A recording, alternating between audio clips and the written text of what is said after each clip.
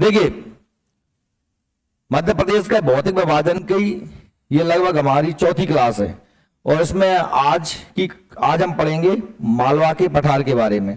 भौतिक विभाजन पढ़ रहे हैं मतलब मध्य प्रदेश को उच्चावच के आधार पर ऊंचाई नीचाई या पर्वत पठार मिट्टी नदियां जलवायु के आधार पर किस तरीके से हम बांट सकते हैं। तो हमने आपको बताया था कि हमने जो है कुल मध्य प्रदेश को 7 पार्टों में बांटा। पहला मध्य भारत का पठार जो हमने पढ़ लिया है, दूसरा बुंदेलखंड का पठार जिसे हमने पढ़ लिया है, तीसरा रीवा पन्ना पठार इसे भी हमने पढ़ लिया है।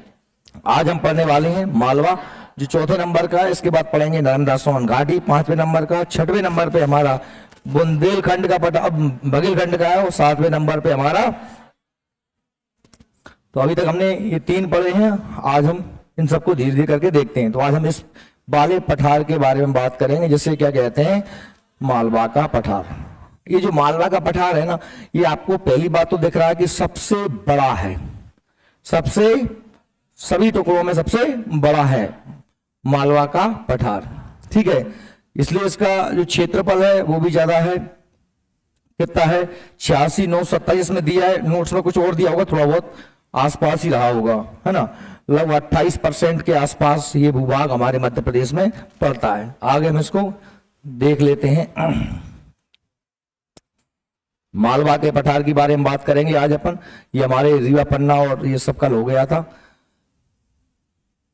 मालवा का पठार एक तो सबसे बड़ा भूभाग है, पहला पॉइंट तो आप यही याद रखेंगे। क्या कह रहे हैं, यह पठार राज्य के मध्य व पश्चिम भाग में नर्मदा नदी के उत्तर में 22.17 से 25.8 उत्तरी अक्षांश तथा 74.20 से 79.20 पूर्व देशांतर के मध्य। अब ये अक्षांश देशांतर आपको याद नहीं रखना है, इनको तो बस वैसे ही पढ़ लेना है। ठीक है, यह क्रिटेशियस काल के अंतिम चरण की डेक्कन ट्रैप की बेसाल्ट चट्टानों से निर्मित लावा मिट्टी से बना हुआ है। यह कहानी शायद समझ में आई हो, जो कल आया था उसको आई होगी। क्या कह रहे हैं, क्रिटेशियस काल के अंतिम चरण में डेक्कन ट्रैप की बेसाल्ट चट्टानों से बना हुआ है। मैंने बताया था कल डेक्कन ट्रैप चट्टान है, क्रिटेशियस युग की चट्टान है। अगर आपको नहीं पता तो मैंने एक बार फिर मैं बता देता हूं आप लोगों को। देखिए, आर्य समूह में डेक्कन ट्रैप की बेसाल्ट, और ये मैंने आपको कल इस तरीके से बताया था कि भाई ये हमारा पूरा ये जो मालवा का क्षेत्र है, यहां पर आर्य समूह की डेक्कन ट्रैप की बेसाल्ट चट्टानें पाई जाती हैं। अभी होता क्या है, बेसाल्ट डेक्कन ट्रैप है क्या, तो भाई ये जो हिस्सा जितना भी है जमीन के अंदर से जो गर्म लावा निकला वो फैल के जम गया। उसके जमने से जो चट्टानें बनती हैं उन्हें हम आग्नेय चट्टान कहते हैं। क्या कहते हैं, वो आग्नेय चट्टानें 2 प्रकार की होती हैं उसकी उपस्थिति के आधार पर। एक तो होती है ग्रेनाइट। क्या कहा था मैंने, जैसे मान लीजिए लावा जम गया है तो अंदर वाली क्या कहलाती है, ग्रेनाइट। क्या कहलाती है, ग्रेनाइट कहलाती है। और ऊपर वाली ये जो कहलाती है ये कहलाती है बेसाल्ट। क्या कहलाती है, ठीक, क्लियर। तो इसलिए हम कह रहे हैं कि जो मालवा का पठार है वो डेक्कन ट्रैप की बेसाल्ट चट्टानों से बना हुआ है, जो कि किस काल की है, क्रिटेशियस काल की है। किस काल की, ये जो क्रिटेशियस नाम है ये समय के आधार पे, क्या के आधार पे, टाइम के आधार पे। ठीक है, पूरी सेलें ये मैंने कल कहा था कि आप अपने हिसाब से इस चार्ट से समझ लेना कि 4 प्रकार की सेलें होती है मध्य प्रदेश में। आर्कियन यानी महाअर्धकल्प या महाद्यकल्प भी कहते हैं, पुराण संघ, द्रविड़ तो एमपी में पाई नहीं जाती है, और आर्य समूह। पूरा आपको बता दिया कि ये आर्कियन भी 2 प्रकार की होती है, प्री कैम्ब्रियन और धारवाड़। पुराण संघ भी कोटप्पा और बिंदसैल। कोटप्पा में हीरा मिलता है ना, कोटप्पा बिजावर सीरीज, ग्वालियर सीरीज 2 मिलती है कोटप्पा में, और बिंदसैल में चूना मिलता है। ये हमने कल देखा था, रीवा पन्ना के पठार में पाई जा रही 2 प्रकार की सेल है, कोटप्पा भी और ये बिंदसैल। और कुछ थोड़ा सा ग्वालियर में मिल जाता है। देखो, बिंदसैल समूह कोटप्पा सीरीज ग्वालियर। तो ये देखिए रीवा पन्ना के पठार में कोटप्पा सीरीज बिजावर सीरीज में क्या मिलता है, हीरा। कोटप्पा की बिजावर सीरीज में क्या मिलता है, हीरा। कोटप्पा की ये ग्वालियर सीरीज है, यहाँ पर उन्हें चूना वगैरह संगमरमर मिल जाता है, संगमरमर मिलता है इसमें, क्या मिलता है? संगमरमर, ठीक है। और बाकी विंध्यशैल समूह में क्या मिलता है? चूना। ये विंध्यशैल समूह और कोटप्पा दोनों किसकी हैं? पुराण संघ की। किसकी हैं? पुराण संघ की शैल है। यहां पर भी है और कुछ मात्रा में इस इलाके में भी। ये पूरा डेक्कन ट्रैप का चट्टान है, ये आर्य समूह में आता है। काय में आता है?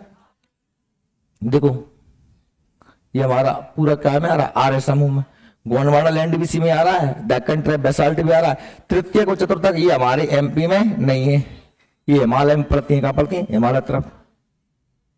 तो ये भी हमारे इस तरफ है, देख लीजिए, ये पूरा डेक्कन ट्रैप हो गया।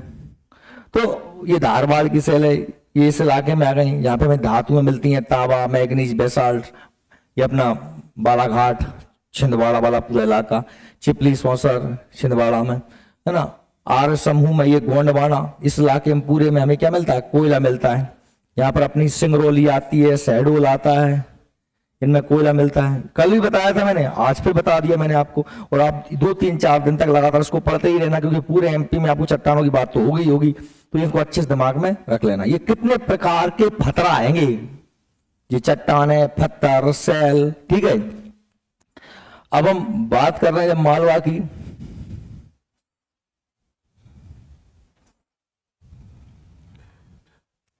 अब इसके जिलों की बात करें तो ये चट्टान समझ में आ गए। कौन चट्टान है मालवा में? डेक्कन ट्रैप की बेसाल्ट चट्टान। गर्म लावा निकला, फैल के जम गया, ऊपर की परत को कहते हैं बेसाल्ट।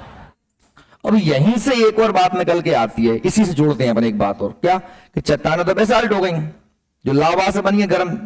अब लावा निकलो काय में से? जमीन में से। लावा आप जानते हो ना, मैग्मा, ज्वालामुखी फटता है तब लावा निकलता है। क्योंकि ये पूरा मध्य प्रदेश पठारी भूभाग है, और ये मध्य प्रदेश क्या पूरा का पूरा भारत का प्रायद्वीपीय हिस्सा, ये भारत का त्रिकोण जो क्षेत्र है, ये कहां से टूट के आया था? अफ्रीका महाद्वीप से। ये जो हिस्सा है ये यहां से टूट के आया है। तो ये पूरा का पूरा गोंडवाना लैंड है। क्योंकि हम जानते हैं जब ये जितने भी आपको दुनिया में ये अलग अलग महाद्वीप दिखाई दे रहे हैं, नक्शे ये अलग अलग दिखाई दे रहे हैं ना, ये सारे जो नक्शे हैं ये भैया पहले एक ही हुआ करते थे। सारे महाद्वीप पहले एक ही हुआ करते थे, जिन्हें हम कहते थे पेंजिया। क्या कहते थे? पेंजिया। और दूसरा कहलाता पैंथालासा। क्या बता रहा हूं मैं? ये तो कोई उत्तर अमेरिका, दक्षिण अमेरिका, ये अफ्रीका, यूरोप, एशिया, सब कुछ मिला हुआ था सारे आपस में। अगर आपने थोड़ा सा दिमाग लगाओ ना तो आपको समझ में आएगा कि ये देखो हिस्सा है, अगर इसको मैं बगल में ले जाऊं तो जाऊं मुझे फिट हो जाए कि ना हो जाए? क्या कह रहा हूं? सूद बैठ रही कछु जाए सड़क आके जा मैं फिस कर दूंगा, जो आके जहां फिट हो जाए वो हो जाए। ऐसे जो सबरे नहीं, तो मतलब ये पूरा एक ही टुकड़ा था, ये टुकड़े अलग अलग हुए। ये टुकड़े अलग अलग क्यों हो गए? क्योंकि पृथ्वी लगातार घूम रही है। और अंदर क्या है? प्लेट्स हैं। प्लेट्स हैं जो कि गर्म लावा पर तैर रही हैं। जमीन के अंदर क्या भरा हुआ है? गर्म लावा, और लावा पर ये प्लेटें तैर रही हैं, इसलिए इन प्लेटों में क्या हो गया? खिसकाव हो गया। ये प्लेट्स हैं, 7 बड़ी बड़ी प्लेटें हैं, 14 छोटी छोटी प्लेटें हैं। इसे कहते हैं प्लेट विवर्तनिकी सिद्धांत, प्लेट टेक्टोनिक थ्योरी। ये ज्योग्राफी में पढ़ा हमने, भूगोल में। हैरी हैंस, मैकेंजी, पार्कर और मॉर्गन द्वारा दी गई एक थ्योरी है, जिसके तहत यह कहा गया है कि हमारी संपूर्ण पृथ्वी की जो सतह है ये कुछ प्लेटों से मिलकर बनी हुई है, और ये प्लेटें ध्रुवल मंडल यानी गर्भ लावा के ऊपर तैर रही हैं। पृथ्वी की घूर्णन गति के कारण पृथ्वी लगातार भ्रमण कर रही है। इन प्लेटों में खिसकाव होता है, और इन खिसकाव से ये सतह पर अनेक प्रकार की संरचनाएं हमको देखने को मिलती हैं। पर्वतों का निर्माण, घाटियों का निर्माण, मैदानों का निर्माण, लावा से चट्टानों का निर्माण, ये सब इन प्लेटों के कारण ही होता है। भूकंप का आना, ज्वालामुखी का आना, इन सब प्लेटों के कारण होता है। प्लेट टकरा गई तो भूकंप आ गया, प्लेट दूर हट गई, नीचे का लावा निकल के ऊपर आ गया, ज्वालामुखी हो गया। समझ आ रही कुछ मेरी बात? इसके लिए आपको विस्तृत ढंग से क्या पढ़ना पड़ेगा? जियोग्राफी पढ़ना पड़ेगा। यहां थोड़ा बता दिया क्यों ये प्लेट जब खिसका हुआ तो ये पृथ्वी के बीच की लाइन है। इस बीच की लाइन को हम क्या बोलते हैं? भूमध्य रेखा। भूमध्य रेखा से ऊपर वाला हिस्सा ये कहलाता, ये जो पूरी जो टुकड़े कहलाए इन्हें कहते हैं अंगारा लैंड। क्या कहते हैं? अंगारा लैंड। और ये नीचे का हिस्सा कहलाता है गोंडवाना लैंड। क्या कहलाता है? गोंडवाना लैंड। देखो, ये उत्तर अमेरिका महाद्वीप, ये हमारा यूरोप महाद्वीप, ये हमारा पूरा एशिया महाद्वीप काय में आते हैं, अंगारा लैंड। ये हमारा दक्षिण अमेरिका, ये पूरा का पूरा अफ्रीका, ये पूरा का पूरा ऑस्ट्रेलिया या अंटार्कटिका, ये काय में आते हैं, गोंडवाना लैंड में। पर हम यहां कह रहे हैं कि हमारा जो इंडिया है आपको दिखाई दे रहा है, ये लगा तो कैसे है, अंगारा लैंड से, पर ये था कहां पर, यहां अफ्रीका का हिस्सा था, इसलिए खिसक के यहां पहुंचा, इसलिए इसे क्या कह रहे हैं हम, गोंडवाना लैंड। क्या कह रहे हैं? अब ये प्रायद्वीपीय भारत कौन सा, ये त्रिकोणा हिस्सा, ये जो त्रिकोणा हिस्सा इसे बोलते हैं प्रायद्वीप। प्रायद्वीप कैसे कहते हैं, तीन तरफ से पानी से घिरा रहता है, एक तरफ जमीन से मिला रहता है, इसे कहते हैं गोंडवाना लैंड। तो इसलिए हम कह रहे हैं कि मध्य प्रदेश प्राचीन गोंडवाना लैंड का भूभाग है। अब ये यहां तो खिसक के आया है, बना तो यहां नहीं है, बना तो यहीं पे हुआ। अफ्रीका को कहते हैं पठारी महाद्वीप। क्या कहते हैं? पठारी महाद्वीप। और पठार कैसे बनती है? पठार की परिभाषा क्या है कि गर्म लावा के जमने से इलाका अपने आसपास के इलाके से कैसा हो जाए, ऊंचा हो जाए, उसे पठार कहते हैं। तो ये गर्म लावा के जमने से बना। और हम यही तो कह रहे हैं कि मध्य प्रदेश में डेक्कन ट्रैप की बेसाल्ट चट्टान है। बेसाल्ट चट्टान है मतलब आग्नेय चट्टान है, गर्म लावा के जमने से बनी। लावा कहां से निकला? जमीन के अंदर से। पृथ्वी में लावा यानी कि जो है वो है क्या वास्तव में? धातु और खनिजों का पिघला हुआ रूप। क्या है? बात समझ में आ रही है? जो लावा भरा है वो क्या है? पिघला हुआ स्वरूप है। अब पिघला है क्या? जो कुछ पृथ्वी के अंदर है, धातुएं हैं, सोना है, चांदी है, लोहा है, पीतल, तांबा, जो कुछ भी है, पत्थर सब पिघली अवस्था में, क्योंकि तापमान ज्यादा है। जब ऊपर आएंगी तो जमेंगी, उनसे बनेंगे पत्थर। जमने से क्या बनेंगे? पत्थर। तो पत्थरों में क्या होगा? वही धातुएं ठोस अवस्था में जाएंगी। चूंकि हम जानते हैं कि पृथ्वी में सर्वाधिक मात्रा में लोहा होता है। क्या होता है? संपूर्ण पृथ्वी की संरचना में 35% योगदान काय का है? लोहे का। तो स्वाभाविक सी बात है, इन आग्नेय सेलों में, इन बेसाल्ट सेलों में लोहे की मात्रा अधिक है। क्या है? क्लियर बात समझ में आ रही है भैया मेरी? कोई सो तो नहीं रहो, सब जग रहे हो ना? कोई मैं दिखा ना रहा हूं, मैं दिखा ना रहा हूं तो इतना पिता हो गए, जरा कष्ट मत दो शरीर को। बेटा तू थोड़ा इधर खसर गया, तू अगर ऐसा देख रहा है मुझे, ऐसे मत देखते, जब दुख लगा ही कर आई। मैं कहता सर गया, ऐसा ही दो और सर गया, ऐसा ही। अब सीधा आई कॉन्टेक्ट करो। जब तक मुंह देखोगे ना तुम्हें समझ में ना आएगी। क्या तो समझ ही रहा हूं, मैं वक्ता हूं, तुम श्रोता हो। जो जितना अच्छा श्रोता होता है वो उतना अच्छा ही वक्ता बनता है, तो तय ज्ञान उसके अंदर जाता है। तो भाई जो चट्टानें हैं वो पिघली अवस्था में है, तब तक लावा है, जम गई तो चट्टान हो गई, आगे चट्टान। अब चट्टानों की कहानी खत्म करते हैं, यहां से आगे बढ़ते हैं। चट्टानों को पकड़ के बात करते हैं मिट्टी की। सॉइल, मृदा, माटी। माटी कैसे बनते हैं? तो माटी बनने के लाने, माटी जो हमारी सतह पे हमको दिख रही है, मिट्टी, सबने मिट्टी देखी है, खाई है, सबने खाई है, बचपन में तो खाई होगी ना। तो मिट्टी जो होती है वो इन चट्टानों का चूर्ण है। चट्टान है का चूर्ण, चूर्ण बन गया। कौन बनाओ चूर्ण? प्रकृति ने, वर्षा ने, तापमान ने, दाब ने, मानवीय क्रियाकलापों ने, इनमें जो टूट फूट हुआ, चूर्ण बना। उस चूर्ण में आकर जो सब कूड़ा कचरा मिल गया, हम मर गए, हमारे हड्डा गुड्डा मिल गए, पेड़ पौधों के पत्ता मिल गए, जीवाश्म इन्हें कहते हैं, जीवों के अवशेष। पेड़ पौधे भी जीव हैं और जंतु भी जीव हैं। जीवाश्म, जीवाश्म को अंग्रेजी में कहते हैं फॉसिल। क्या कहते हैं? फॉसिल। फॉसिल है जीवाश्म के सड़ने गलने से जो मटेरियल तैयार बन के हुआ, वो क्या कहलाता है? मिट्टी कहलाता है, सॉइल कहलाता है, मृदा कहलाता है। समझ में आ रही बात? तार्किक ढंग से सोचने की प्रवृत्ति अपने अंदर डालो। यूं ही किसी भी चीज को मान लेना आपके ज्ञान को कभी नहीं बढ़ाएगा, है ना? कोई कुछ भी कह दे उसको ऐसे ही स्वीकार नहीं करना चाहिए। आपके अंदर भगवान ने बुद्धिमत्ता दी है, चेतना दी है, इंटेलिजेंसी दी है, उसका उपयोग करा करो। हमेशा हर बात पर प्रश्न खड़ा करना सीखो। क्या, क्यों, कैसे। क्या है, क्यों है, कैसे है। जब तक आप ये प्रश्न खड़े नहीं करोगे तब तक आपके अंदर क्या नहीं आएगी? तार्किकता नहीं आएगी। जिस व्यक्ति के अंदर तर्क करना नहीं आता वो कभी ज्ञानवान तो हो नहीं सकता, वो नई चीजों को कैसे ग्रहण करेगा। इसलिए हम कह रहे हैं कि ये जो मिट्टी है ये बनी उन पत्थरों के चूर्ण से है। वो पत्थर बने कैसे थे, उनमें ज्यादा धातु कौन सी थी, लोहा थी।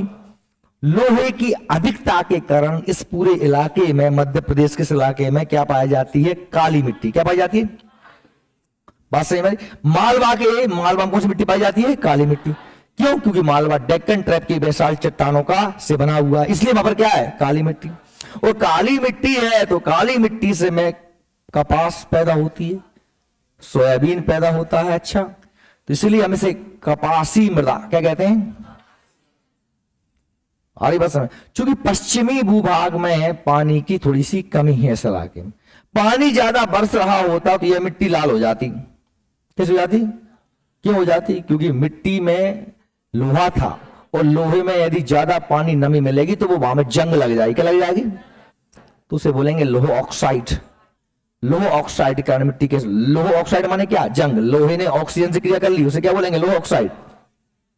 समझ में आ रही है। इसलिए हमारे पूर्वी क्षेत्र की बात करूं मैं, किसकी, बघेलखंड की, उस इलाके में चले जाऊं, बघेलखंड में जाऊं यहां पर, तो इस इलाके की मिट्टी कैसी है, लाल पीली।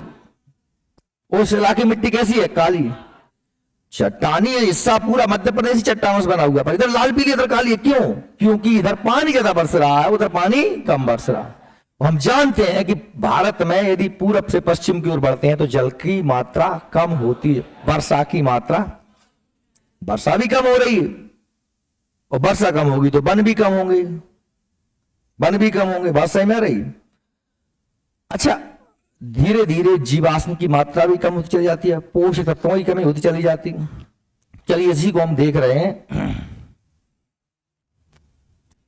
अब इसके अंदर हम जिलों की बात करें कि इसके अंदर कौन कौन से जिले आते हैं। लगभग सबसे ज्यादा जिले इसी में आते हैं, सबसे बड़ा प्रदेश है, लगभग 18 जिले इसमें पूर्ण या आंशिक रूप से आते हैं। 18 जिले कौन कौन से, देखिए इनमें मंदसौर, रतलाम, धार, झाबुआ, उज्जैन, इंदौर, देवास, शाजापुर, राजगढ़, मुरैना, गुना, भोपाल, सीहोर, विदिशा, रायसेन, अशोकनगर। इसमें आगर मालवा और भी लिख सकते हो तुम। देखो अगर मैं जिलों की बात करूं तो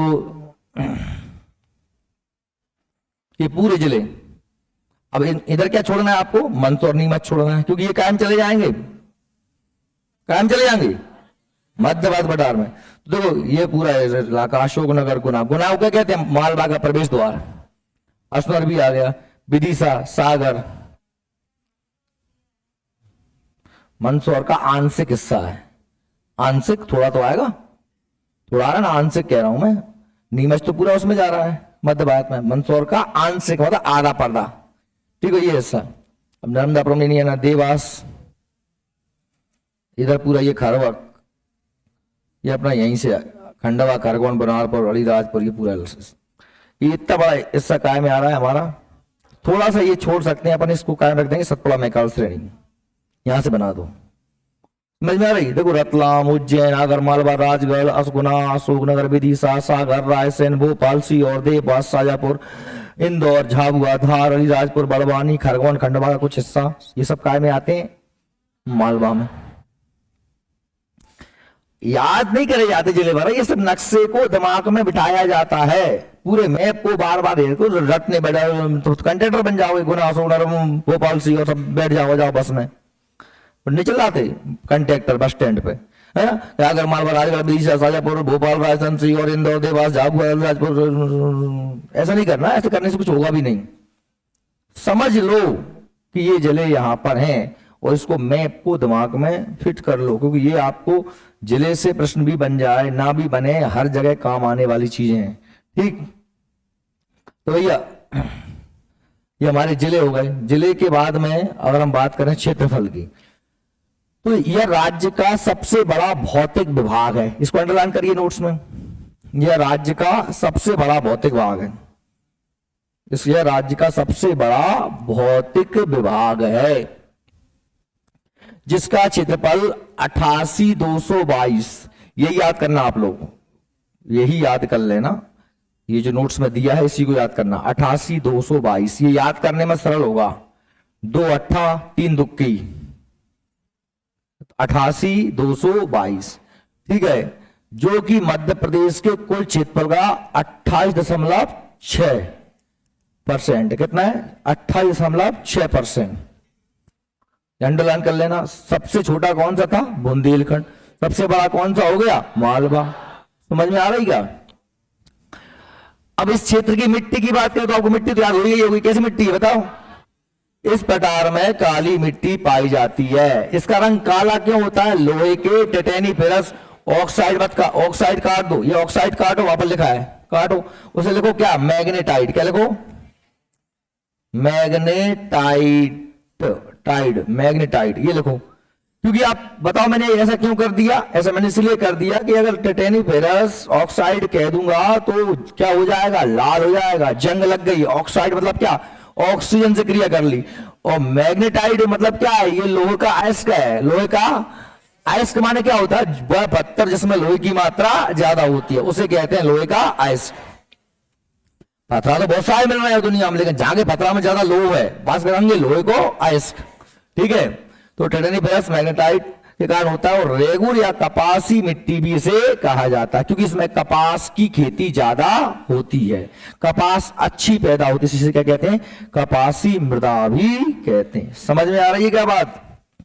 तो इस क्षेत्र में काली मिट्टी, जब फसलों की बात करें तो अब आप अंदाजा लगा लो कि फसल जब काली मिट्टी है तो फिर फसल खासतौर पे कपास तो होगी होगी, पर सोयाबीन है, गेहूं है, ये उपजाऊ क्षेत्र है मध्य प्रदेश का, है ना। काली मिट्टी वाले इस क्षेत्र में सोयाबीन, कपास, गेहूं, ज्वार, चना, मूंगफली, धनिया आदि प्रमुख फसलें। धनिया तुम जानते अपने गुना से बगल पूरी शाजापुर गुना से यहीं से ब्यावरा राजगढ़ पूरे इलाके में गुना में कितनी बड़ी मंडी है धनिया की। कुंभराज तो पूरे इलाके में भयंकर धनिया होता है। तो अगर तुम के कपास की बात करें तो कपास कहाँ के इलाके में होता है? निचले इलाके। देखो कपास जो होता है वो खासतौर पर इस इलाके में ज्यादा पैदा होता है क्योंकि ये काश लगा है गुजरात से और महाराष्ट्र से। ठीक है, काली मिट्टी ज्यादा है यहाँ इस इलाके में। सोयाबीन की बात करूं तो सोयाबीन इस इलाके में ज्यादा पैदा होता है। उज्जैन, इंदौर इस इलाके में सोयाबीन ज्यादा पैदा होता है। धनिया की बात करें, धनिया ज्यादा इलाके में ज्यादा पैदा हो रहा है। यहाँ पर पूरे कुंभ राजगढ़ अपना गुना और पूरा इलाका ये आ गया। समझ रहे मेरी बात? समझ के ही पढ़ना, बिना मैंने क्या कहा है कि ऐसे ही कुछ भी बात को पढ़ा हुआ और लिखा हुआ। देखो एक बात बताऊं मैं आपको, हम हर काम में सावधानी बरतते हैं। हम खाने पीने में कुछ उल्टा सीधा न खप जाए, बरतते कि नहीं बरतते? पेट खराब हो जाएगा, दस्त मस्त लग जाएंगे, फालतू की ज्यादा बीमार दुखी। हम ऐसे कुछ भी पहन लेते हैं क्या? कपड़ा भी हिसाब किताब पहनते हैं। हम हर काम जब सोच समझ के करते हैं तो हमारा जो दिमाग है ना, इसमें भी हर चीज नहीं डाली जाती ना। इसमें भी ऐसे कोई ने कुछ भी कहते, किसी का कोई विचार है हमने डाल दिया, बात समझ रहे हो? और ये हर आम इंसान की आदत है। वो भाई कोई कुछ कह रहा है, ठीक है सुना हमने, पर हमने अपने दिमाग में नहीं डाला। हम मान लेते कि हाँ इसने वो उसने कहा था वो ऐसा ठीक है। नहीं, जब तक आपके कुछ मापदंड होने चाहिए कि मैं उसको मेरे तथ्य मानूंगा। क्या मुझे समझ में आ गया? सर ने कहा था कि वो चीज है ऐसी। अगर आपका दिमाग जवाब दे रहा है, और कभी भी हमारा दिमाग हमको गलत जवाब नहीं देता। गलत जवाब कब मिलते हैं? जब हम परिश्रम से भागते हैं। चटपट चटपट करता कौन, आंख उठा के देखे कौन। बाली कंडीशन समझ रहे हो? वो एक राजा था, उसने घोषणा करी अपने पूरे राज्य में कि भाई जो जितने ज्यादा आलसी आदमी हैं वो बेचारे आलसी हैं, कुछ करते नहीं है, तो मैं उनके लिए क्या दूंगा? सबके लिए भोजन, रहना, खाना, पीना सब फ्री कर दो उनके लिए। उनके लिए बड़ा एक अलग ही महल बनवा दिया। राजा ने घोषणा कर दी कि जो जो आलसी लोग हैं वो सब इस महल में आके रह जाएं और हम उनको सब कुछ फ्री देंगे, क्योंकि वो आलसी हम कुछ करते हैं नहीं बेचारे। तो अब ऐसी घोषणा करते ही राज्य के लगभग मतलब आधे से ज्यादा लोग आके उसमें रहने लगे। जिसको फ्री में खाना पहनना पोड़ना सब मिल रहा है तो ऐसे मौके को कौन छोड़ेगा? तो राजा का दिमाग टेंशन में। मंत्री ने कहा महाराज जी तो पूरा राज्य ही आलसी होगा। सब सोने लगे। उन्होंने कहा ये तो बड़ी ज्यादा है, मंत्री जी तुम्हें निकालो स्कीम कुछ, ये तो हमने तो कर दिया फैसला। उन्होंने कहा महाराज एक काम करो, मैंने कहा मैं निकाल रहा हूँ स्कीम। जैसे काम करते इस महल में आग लगा दो रात में। जैसे महाराज रात में आग लगाई तो जितने फर्जी आलसी थे सब उठ के भाग गए। अब जो दो बचे, वो एक कह रहा कि चटपट चटपट करता कौन, तो दूसरा कह रहा कि आंख उठा के देखे कौन। वो भागी मूल फेंको। तो जल्दी सैनिक गए और उन दोनों ने निकाला कि महाराज असली आलसी ये दो ही, और आलसी कोई नहीं। इसलिए आपकी अगर वही कंडीशन हो कि चटपट चटपट करता कौन, आंख उठा के देखे कौन, तो फिर तो भैया आपके लिए सब फ्री है, कोई दिक्कत नहीं, तुम पढ़ो मत पढ़ो मुझे कोई लेना देना नहीं है। लेकिन अगर आप में चेतना है तो थोड़ा सा अपने आप में जगो, सोच समझ के पढ़ो कि हम क्या पढ़ रहे हैं, क्यों पढ़ रहे हैं और क्यों पढ़ना चाहिए। ठीक है, तो देखो, तो फसलें हमारी हो गई। अब फसलों के बाद हम बात करें इस क्षेत्र में नदियों की, क्या बात करें, नदियों की। अब नदियां जो बात करें तो नदियों में चंबल, माही, गंभीर, छिप्रा, काली सिंध, पार्वती, धसान, सोनार, बेतवा, नेवर आदि इस क्षेत्र की प्रमुख नदियां हैं। अब आप में देखिए नदियों की जब हम बात करते हैं तो नदियों में आप इतनी सी बात समझिए कि जैसे हमने बात कही थी कि चंबल की, अब चंबल नदी आपसे क्या कहा था हमने कि साहब ये मध्य भारत के पठार में बहती है, देखो बह रही है, ये पूरा क्या है, ये यहां से लेकर हमारा ये पूरा मध्य भारत का पठार था, इसमें बह रही है। लेकिन क्या चंबल मालवा में नहीं बह रही? निकल तो मालवा से रही ना, इंदौर के पास जाना पाओगी पहाड़ी से निकल रही है। चंबल नदी कहां से निकलती है? ये जो सारी नदियां है ना, ये पर्वत है, कौन सा पर्वत है बताओ? ये सारी नदियां देखो कितनी सारी नदी ऊपर जा रही है, सारी नदी कहां से निकल रही है? विंध्याचल पर्वत। भाई नदी निकलने के लिए क्या जरूरी है? ऊंचा स्थान। भाई ऊंचाई से ही तो नीचे की ओर बहेगा पानी। ऊंचे स्थानों से निम्न स्थानों की ओर प्रवाहित होने वाली जल राशि को क्या कहा जाता है? नदी कहा जाता है ना। तो भाई ये क्या है? विंध्याचल पर्वत। अब इस पर्वत से तो कितनी सारी नदी निकल रही है। तो ये सारी नदियां में हम देखें तो जैसे चंबल नदी थी तो पहले निकली मालवा से थी, जाना पाओ पहाड़ी इंदौर से, और फिर कायम एंटर हो गई मध्य भारत पठार में, फिर राजस्थान में गई, फिर एमपी का और राजस्थान का और यूपी का बॉर्डर बनाते हुए चंबल नदी आगे चली गई, यमुना नदी में जाके मिल जाएगी उत्तर प्रदेश में। अब मैं कहूं कि साहब जैसे पार्वती नदी है तो ये चंबल में जाके मिल गई, ये काली सिंध मिल गई जाके, तो ये सब निकल तो कहां से रही है? मालवा से। ठीक है, या मैंने कहा सिंध नदी है हमारी सिरोंज से निकलती है, ये सिंध अपनी गुना वाली सिंध, ये जाती सीधी इस तरीके से यमुना में जाके मिल जाती है। बेतवा नदी है तो बेतवा हमारी रायसेन जिले से निकलती है, रायसेन फिर विदिशा होती है, अशोकनगर, चनेरी, राजघाट डैम बना इस पे, ये है ना, और ये फिर ललितपुर वगैरह होते हुए ये सीधी क्या मिल गई? यमुना में जाके मिल गई। तो ये सारी नदियां हमारे मालवा की प्रमुख नदियां, ये तो बड़ी बड़ी नदियां, बहुत सी नदियां छोटी छोटी भी हैं। ठीक है, तो नदियों की बात कर रहे थे अपन, तो नदियां कौन कौन सी भैया? चंबल, माही, छिप्रा। और छिप्रा नदी आप जानते हैं जिसके किनारे उज्जैन शहर बसा हुआ है। उज्जैन वहां पर महाकाल का मंदिर है, भारत का केंद्र बिंदु माना जाता है किसको? मंगलनाथ को, है ना। वर्तमान भारत का अलग है लेकिन प्राचीन में जो भारत का केंद्र बिंदु क्या माना जाता है? मंगलनाथ। मंगलनाथ कहां पर है? उज्जैन में। महाकालेश्वर मंदिर है ना, काल भैरव का मंदिर है, हरसिद्धि का मंदिर है, संदीपनी आश्रम भगवान कृष्ण ने वहां शिक्षा ली थी। तो छिप्रा नदी किनारे बहुत बार क्वेश्चन बन चुका है, छिप्रा नदी किनारे कौन सा बसा हुआ है ना। तो छिप्रा गंभीर लिंक परियोजना, एक गंभीर नदी है, गंभीर नदी, और हमने छिप्रा नदी को हमने आपस में जोड़ दिया है। जैसे हमने बेतवा को और केन को जोड़ा था, बताया 2005 में, ऐसे ही नदियों को आपस में जोड़ दिया गया है। टाइम लगता है इसलिए जीएस में, क्योंकि यहां पर मैं कह के नहीं बढ़ सकता आगे, सब चीज आपस में कनेक्टेड होती हैं। जो लगता है 1-1.5 साल, और 1-1.5 साल सहन करने की हर आदमी की औकात नहीं हुई, पेशेंस नहीं हुई, धैर्य नहीं हुई आदमी में, सबर। अब फिर कहते हैं कि हम पढ़े थे जीनियस पे जाके, 4 दिन आए थे मेजबान घाई, 4 महीना पढ़ के भाग गए। मुखा एल्पेन ली भी है कि ले खा ले, जीएस अजय तो ले जी ललचाए रहा ना जाए, है ना। चॉकलेट थोड़ी आएगी कि चॉकलेट दे दूं, भभूत दे दूं, बागेश्वर वालन की ले। भाई भभूत नहीं है, परिश्रम से आएगा, धीरे धीरे प्रैक्टिस से आएगा, टाइम तो लगेगा। हम वो टाइम नहीं दे पाते क्योंकि हमें चाहिए सब तुरंत तत्काल, ट्रिक चाहिए हमको। मैथ में मैथ किसी से कहेंगे बेसिक मैथ सीख लो, नहीं, उसको क्या चाहिए? शॉर्ट ट्रिक चाहिए, फटाफट आंसर आ जाए। तो शॉर्ट ट्रिक आप लोगे तो शॉर्ट ट्रिक होता है, 2-4 दिन भूल जाओगे। एक ट्रिक एक सवाल में, 2 सवाल में लागू हो जाएगी, 3 सवाल में लागू हो जाएगी। लेकिन जे आदमी ने बेसिक सीख लो, जे ने बेसिक सीख लो, बाय जरूरत नहीं है वो सब सवाल कैसे हो जाए, बाय बेस पता है कि मुझे उठाना कहां से, वो उठा के सही कर आंसर ले ही आएगा। हाँ टाइम लगेगा, थोड़ा सा टाइम लग जाएगा, लग जाए टाइम का दिक्कत है, आंसर सही रहेगा। तो बात वही है, जीएस का सीधा सा फंडा है कि तुम्हें ट्रिक अमेरिकन से काम यहाँ चलने वाला है नहीं है, यहाँ तो सीखना ही पड़ेगा आपको। जलवायु की बात करें तो आपको पता है कि मैंने क्या कहा था कि मध्य प्रदेश का जो मालवा क्षेत्र है, यहाँ की जलवायु समशीतोष्ण है। सम का मतलब होते हैं ना बहुत ज्यादा गर्मी है ना बहुत ज्यादा। इंदौर उज्जैन तरफ आप जाओगे तो बहुत तेज गर्मी भी नहीं पड़ती, बहुत तेज सर्दी भी नहीं पड़ती। लेकिन ग्वालियर में पहुंच जाओगे तो मर जाते हैं गर्मी में, गर्मी के मारे, और सर्दियों में सर्दियों के मारे। मध्य भारत में बुंदेलखंड में बहुत ज्यादा गर्मी, बहुत ज्यादा सर्दी है ना। हमने कहा था पन्ना पठार में या फिर हमारा मध्य मालवा क्षेत्र में सामान्य गर्मी सामान्य सर्दी। मालवा जलवायु समशीतोष्ण है, इस अंडरलाइन कर लेना समशीतोष्ण को, इसको अंडरलाइन करो।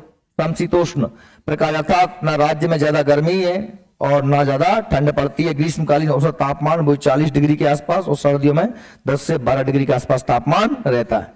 ठीक है, अब बात करें हम वर्षा की, तो आप तो समझ, देखो यहां पर एक बात समझिए, मैं फिर से आपको बोल रहा हूं, पूर्वी क्षेत्र में पानी ज्यादा बरसता है और पश्चिमी क्षेत्र में पानी कम बरसता है। लेकिन भैया ये पानी एकदम नहीं होता साहब, एक लाइन के बाद इतना ज्यादा था कम, भाई धीरे धीरे हुआ है। क्या है, थोड़ा ज्यादा ज्यादा कम कम कम कम कम कम, इस तरीके से समझ रहे हो। तो जैसे ही हम पूर्व से पश्चिम की ओर बढ़ते हैं, वर्षा की मात्रा कम होती जाती। अब चूंकि आप एक बात देखिए कि मालवा का जो विस्तार है प्यारो, ये बहुत लंबाई में है, देख पा रहे हो क्या आप? मालवा का जो विस्तार है तो बहुत लंबा है कि नहीं? तो भाई इस इलाके में पानी ज्यादा बरसता है और इस इलाके में पानी बहुत ही, बात समझ में आ रही क्या मेरी? मालवा चूंकि बड़ा प्रदेश है इसलिए यहां पर वर्षा की भी विविधता पाई जाती है, और जब वर्षा की विविधता होगी तो वनों की विविधता होगी, क्योंकि वर्षा पर जो निर्भर करता है वन जंगल। तो हम कह रहे हैं कि मालवा के पूर्व क्षेत्र में पानी ज्यादा बरसता है, पश्चिम क्षेत्र में पानी कम है, इसलिए यहां पर वनस्पतियों का अभाव है, पेड़ पौधे जंगलों का। समझ में आ रही लगा हो ना आ रही हो तो कह रही हो, नहीं वैसे ही बैठी तो मेहमान गाएंगे। इस क्षेत्र में वर्षा का विस्तार बहुत असमान है, विस्तार बहुत असमान है, कहीं कम और कहीं ज्यादा, जो दक्षिण पश्चिम मानसून से होती है। अब दक्षिण पश्चिम मानसून हम जानते हो ना, ये हमारा भारत है, ऐसे मान लो ये भारत है। भारत में आप जानते हैं ऊपर दिशा कौन सी, उत्तर, नीचे कौन सी, दक्षिण, ये पूर्व और ये पश्चिम। तो भारत में जो वर्षा होती है वो कहां से होती है? दक्षिण से। यहां समुद्र रहेगा, ये पूरा समुद्र है, देखो हिंद महासागर, तो इस इलाके से आती है, इस इलाके की ओर ऐसी जाती है। ये दिशा कौन सी हो गई? ये हो गई दक्षिण और ये हो गई पश्चिम, तो दक्षिण पश्चिम के बीच। तो इस इलाके से ये वर्षा हो रही है, अरब सागर की खाड़ी। तो ये हमारे एमपी में घुस जाते हैं, यहाँ पर अपना एमपी है, तो यहाँ पानी आ जाता है। तो कहां से वर्षा होती है? दक्षिण पश्चिम मानसून से। ठीक है, दक्षिण पश्चिम मानसून से वर्षा होती है, और पश्चिम भाग में अरब सागर की शाखा से। कौन शाखा से? देखो ये शाखा कौन सी है? अरब सागर की, और ये कौन सी है? बंगाली खाड़ी की। यह क्या है? बंगाली खाड़ी। यह क्या है? अरब सागर। अरब सागर की शाखा से औसतन वर्षा 50 से 65 सेंटीमीटर एवरेज की बात कर रहे हैं, और बंगाल की खाड़ी से 75 से 100। समझ में आ रही क्या? एमपी में मैंने आपको बताया था कि इस इलाके में बस वर्षा 100 से 125 सेंटीमीटर सामान्य वर्षा, और इधर बताया था क्या मैंने? 50 से 75 बताया था। तो क्या कहना है? इस इलाके में 50 से 65 और यहां पर कह रहे हैं हम 75 से 100। बात समझ में आ रही है क्या? भाई वर्षा की मात्रा कम ज्यादा होगी ना, तो वैसे क्या होंगे? फिर बढ़ होंगे। देखिए, तो ये वर्षा हो गई हमारी पश्चिमी भाग में 50 से 65 और पूर्वी भाग में 75 से 125।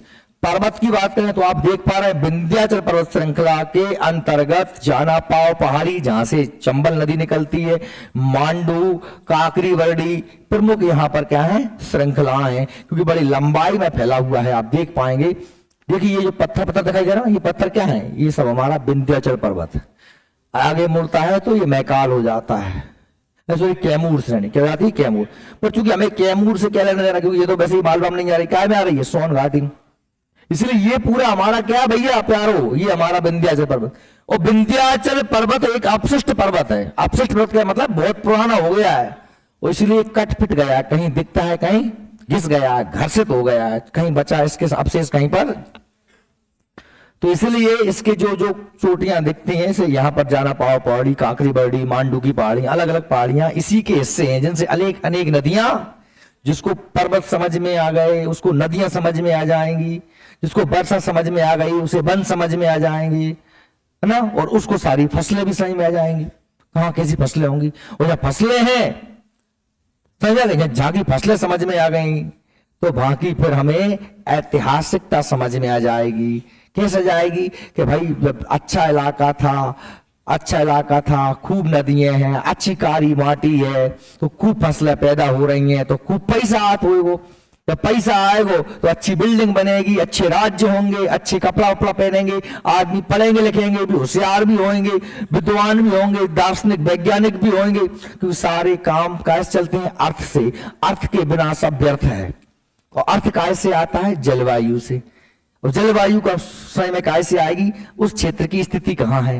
तो दुनिया में सारी चीजें जुड़ती हैं आपस में, ठीक है। तो ये देखिए मालवा में अर्ध पर्णपाती प्रकार के वन पाए जाते हैं, अपने आधे पत्ते गिरा देते हैं। अर्ध माने आधे, पर्ण माने पत्ते, पाती माने गिराना, क्योंकि वर्षा पड़ जाते हैं। इस भाग में पश्चिमी भाग लगभग वन विहीन हो चुका है, क्यों, क्योंकि यहाँ पर वर्षा की बहुत ही कमी, जबकि पूरी भाग में सागौन, साल, तेंदुपत्ता आदि के वन पाए जाते हैं।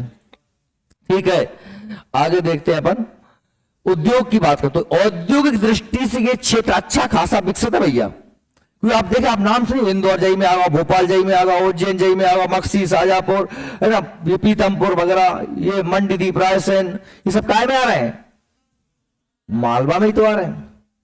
मालवा की जलवायु को, जो हमारा एक चीन का यात्री है जिसका नाम था फायान, नाम सुना आपने फायान का, चंद्रगुप्त के समय आया था फायान। उसने क्या कहा कि मध्य प्रदेश की मालवा की जलवायु दुनिया की सबसे श्रेष्ठ जलवायु, उसने अपनी पुस्तक में लिखा है। फायान ने चंद्रगुप्त के समय आया था, जिसके कहने पर नालंदा विश्वविद्यालय बनवाया था चंद्रगुप्त द्वितीय के पुत्र कुमार गुप्त ने। इतिहास की बात है, मैंने पढ़ाई थी आपको। तो भारत के डेट्राइट के नाम से प्रसिद्ध, अब डेट्राइट की बात करें, डेट्राइट के नाम से, डेट्राइट एक तुलनात्मक शब्द, डेट्राइट एक शहर है, कहां का है, डेट्राइट एक शहर है लंदन का, लंदन, हाँ पर सॉरी, ब्रिटेन का, ब्रिटेन का एक शहर है डेट्राइट, जो फेमस है काय के लिए, अपने ऑटोमोबाइल उद्योग के लिए। ऑटोमोबाइल क्या होता है, ट्रक, बस, कारें, जीपें, झपंथ ज्यादा, वास्तव कहते हैं ऑटोमोबाइल उद्योग। तो हम डेट्राइट की तुलना कैसे कर रहे हैं, अपने पीतमपुर, तो हमरो पीतमपुर का कौन गाएंगे, वो डेट्राइट गाएंगे। अपन नहीं कहते अशोकनगर तो बंबई हो रहा है, इंदौर तो बंबई हो रहा हो, कह रहे थे ना, तो इंदौर तुलना कैसे कर रहे हैं बंबई से, भाई बड़े क्या कारण है, यहाँ पर एक उद्योग, कौन सा उद्योग है, ऑटोमोबाइल उद्योग। तो भाई मध्य प्रदेश भारत डेट्राइट किसे कहते हैं, पीतमपुर धार को कहते हैं, है ना। और इंदौर सूती वस्त्र, ऊनी वस्त्रों के कारखाने, इसलिए मध्य प्रदेश की कपड़ा राजधानी, वस्त्र राजधानी किसे कहते हैं, इंदौर को, जबकि भारत किसे कहते हैं, मुंबई को। अरे दिमाग लगाना, सबसे ज्यादा सूती वस्त्र इंदौर में ही काय मिल रहे हैं, काय भाई बगल में कपास पैदा हो रही पूरे गिन्न में, और जब कपास ज्यादा पैदा हुई बताइए तो कपास से कपड़ा बनाएंगे। तो इंदौर में, खंडवा, खरगोन में कपास पैदा हो रही है, वहां ट्रक में, बसन में ढोके लेके आएंगे, अशोकनगर में डालेंगे फैक्ट्री, लाओ ले जाओ, महंगो पड़ जाए। तो जहां कच्चा माल मिलता है वहीं तो उद्योग, जैसे हमने कहा चूना मिलता है सतना में, तो सीमेंट का कारखाना कहां लगेगा, सतना में लगेगा। अब मैं कहूंगा साहब कोयला मिल रहा है सिंगरौली में, अब तुम कोयला से बनाने वाले लाइट के कारखाने, थर्मल पावर प्लांट, ताप विद्युत केंद्र हम कहां लगाएंगे, वहीं लगाएंगे ना। तो बेलन सिंगरौली में सबसे बड़ा थर्मल पावर प्लांट है, इसलिए हम क्या कहते हैं उसे, बेलन को मध्य प्रदेश की ऊर्जा राजधानी कहते हैं, कहते कि नहीं कहते भाई। तो आपस में चीजें जुड़ती हैं, इस बात को ध्यान सुनना।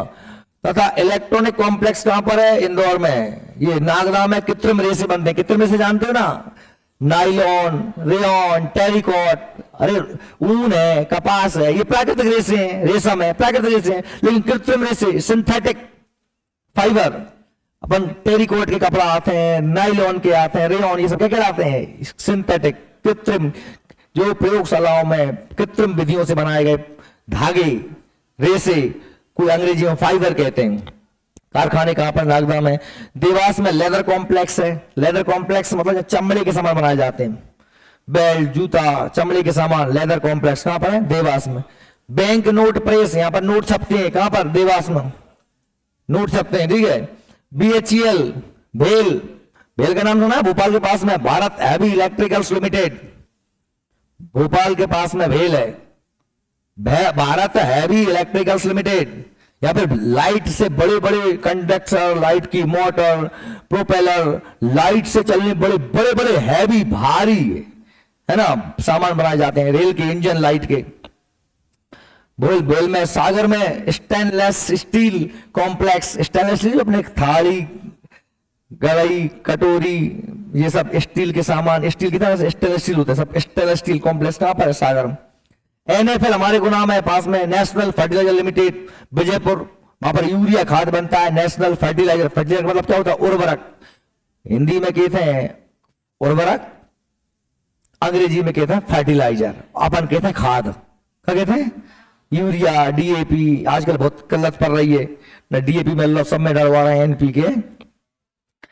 और GAIL gas authority of India limited, ये भी कहां है? भोपाल, गुना के पास में है। गेल नाम सुना गेल का? Gas authority of India limited. यहां क्या बनती है? CNG बनती है। क्या बनती है? CNG gas. अपने अशोकनगर में CNG नहीं मिल रही है, लाइन माइंडर कहेंगे पूरे मोहल्लन में, पर वो कहा कि सिंध नदी के नीचे से पाइपलाइन डलने हैं, तो वो नीचे हमें जो होल करवे के बिट आता, वो बिट फंसो है 2 साल से, बिट 1.5 करोड़ को है। तो अभी तक अपनी सब मुल्क सब कार है, मोटरसाइकिल कार है या बस वगैरह CNG चल रखी, तो वो आ नहीं पा रहा वहां से। जबकि गुना में पूरे इलाके में लगभग पूरे मध्य प्रदेश में CNG हो गई, अपने असनर में नहीं आ पाई CNG में। इस क्षेत्र में प्रमुख औद्योगिक क्षेत्र ये सब हो गए, ठीक है।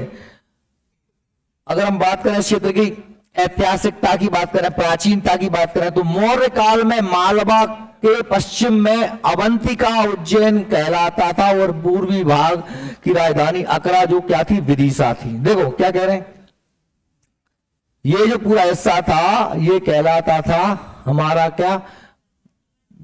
अवंतिका क्षेत्र। और ये जो हमारा इस साइड हिस्सा था, ये पश्चिमी हिस्सा, ये पूर्वी हिस्सा। यहां क्या पड़ गया? विदिशा। यहां क्या पड़ गया? उज्जैन। मौर्य काल में नाम सुना चंद्रगुप्त मौर्य का? चंद्रगुप्त मौर्य का बेटा कौन था? बिंदुसार। और बिंदुसार का बेटा कौन था? अशोक। जब बिंदुसार मगध साम्राज्य का राजा था ना, बिंदुसार, चंद्रगुप्त को मोड़ा बिंदुसार, बिंदुसार को मोड़ा कोई? तो अशोक। तो अशोक उज्जैन का क्या था? गवर्नर, राज्यपाल था। उज्जैन अवंतिका भी उसी के ही राज्य में आता था। किसके? मगध साम्राज्य का हिस्सा था उज्जैन अवंतिका।